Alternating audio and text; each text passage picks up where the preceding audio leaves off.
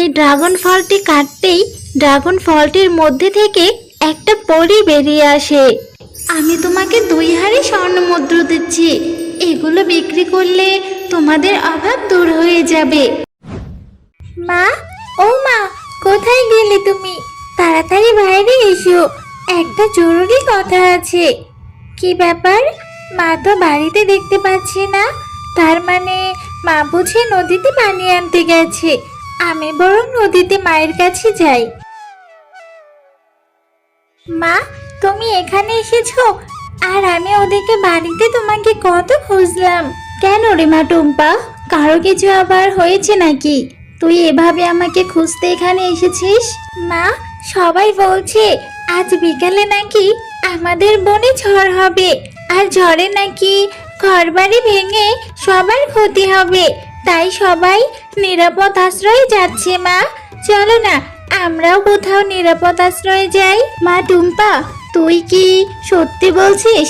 তাহলে আমাদেরও তো একটা নিরাপদ আশ্রয় খুঁজতে হবে।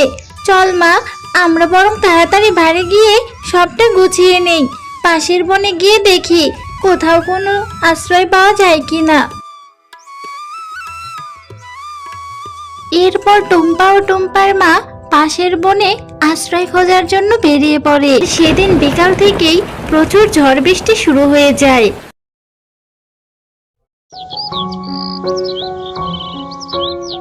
মা, দেখো না, এ কি কাণ্ড! ওই গাছটাতে গোলাপি রঙের একটা ফল ধরে আছে। ওই ফলটা আমাকে পেড়ে দাও না মা। ওই ফলটা দেখতে কি সুন্দর, খেতেও নিশ্চয়ই অনেক সুস্বাদু হবে। এ কি, লেবু গাছে ড্রাগন ফল ধরে আছে কেন? সৃষ্টিকর্তার কি ইচ্ছে! দেখ, এই ফলের নাম ড্রাগন রে মা। দাঁড়া, তোকে আমি এক্ষুনি ফলটা পেড়ে দিচ্ছি। এরপর শেফা সেই ড্রাগন ফলটা পেড়ে নেয়। মা, আমি এই ড্রাগন ফলটা খেতে থাকি, আর তুমি কিছু ফল পেড়ে নিয়ে আসো, কেমন? এই ফলটা দেখে আমার খুব খেতে ইচ্ছে করছে। না জানি ফলটা কত সুস্বাদু হবে। এই ফলটা এখন খাওয়া যাবে না রে মা। বাড়িতে গিয়ে বটি দিয়ে এর খোসা ছাড়াতে হবে, তারপর খেতে পারবি, বুঝলি? আচ্ছা মা, ঠিক আছে। এই ফলটা তাহলে আমি বাড়িতে গিয়েই খাবো। ওর তারা মা মেয়ে কিছু ফল নিয়ে বাড়িতে চলে আসে। মা, এবার আমাকে ড্রাগন ফলটা কেটে দাও, আমি এই ফলটা খাবো। এরপর টুম্পার মা সেই ড্রাগন ফলটি কাটতেই ড্রাগন ফলটির মধ্যে থেকে একটা পরী বেরিয়ে আসে। এ কি মা, ড্রাগন ফলের ভেতর থেকে দেখছি কত সুন্দর একটা পরী বের হয়ে আসলো।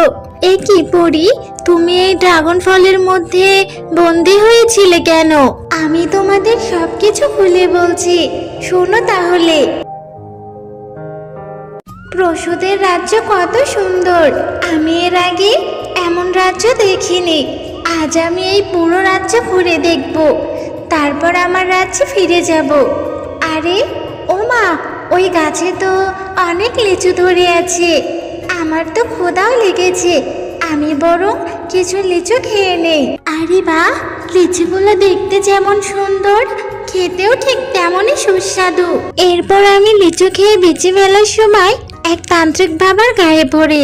এ কি, কার এত বড় সাহস আমার গায়ে ঢিল ছুঁড়ে আমার ধ্যানটা নষ্ট করে দিল? ও, এই পরী, তুই এই কাজ করেছিস, তোকে তো শাস্তি দিতেই হবে। না না তান্ত্রিক বাবা, আমি ইচ্ছে করে ফেলিনি, আমাকে কিছু করবেন না, আমাকে ছেড়ে দিন। এরপর শয়তান তান্ত্রিক আমাকে ওই লেবু গাছে বন্দি করে সেখান থেকে চলে যায়।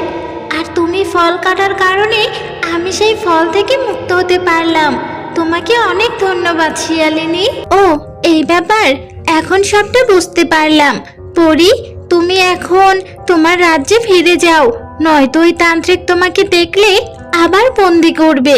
শিয়ালিনী, তুমি অনেক ভালো, তুমি আমাকে সাহায্য করেছো, তাই আমি খুশি হয়ে আমি তোমাকে 2 হাঁড়ি স্বর্ণ মুদ্রা দিচ্ছি। এগুলো বিক্রি করলে তোমাদের অভাব দূর হয়ে যাবে।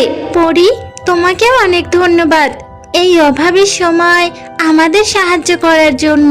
এরপর পরী তার পরিরাজ্যে ফিরে যায়। এরপর শেফা শিয়ালিনী সেই স্বর্ণমোহর বিক্রি করে বনের ধনী পশু হয়ে যায় আর বেশ সুখে শান্তিতেই তাদের দিন কাটতে থাকে।